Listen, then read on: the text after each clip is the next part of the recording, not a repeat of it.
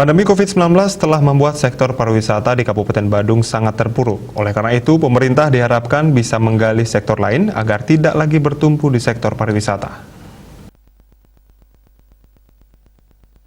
Kabupaten Badung selama ini bertumpu pada sektor pariwisata hampir 85%.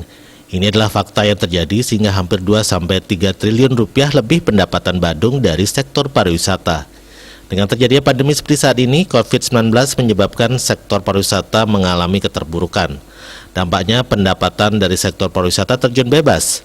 Namun demikian masih ada beberapa desain ekonomi yang bisa membangkitkan Badung di luar sektor pariwisata. Badung masih memiliki potensi ekonomi yang bisa membangkitkan ekonomi Badung.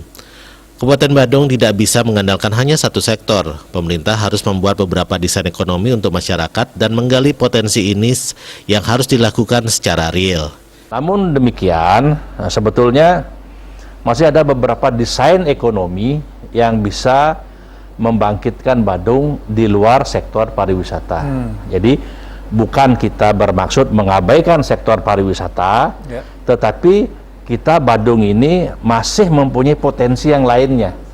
Jadi potensi ekonomi yang bisa menghidupkan Badung itu sendiri, potensi ekonomi yang bisa membangkitkan ekonomi Badung untuk masyarakat. Badung memiliki banyak potensi yaitu pertanian, perikanan, kelautan, UKM, IKM, dan potensi menjanjikan lainnya. Saat ini pemerintah harus hadir dengan misalnya di sektor pertanian, pemerintah berupaya untuk meningkatkan produktivitas dengan modernisasi sektor pertanian. Agung Ria, Bali TV.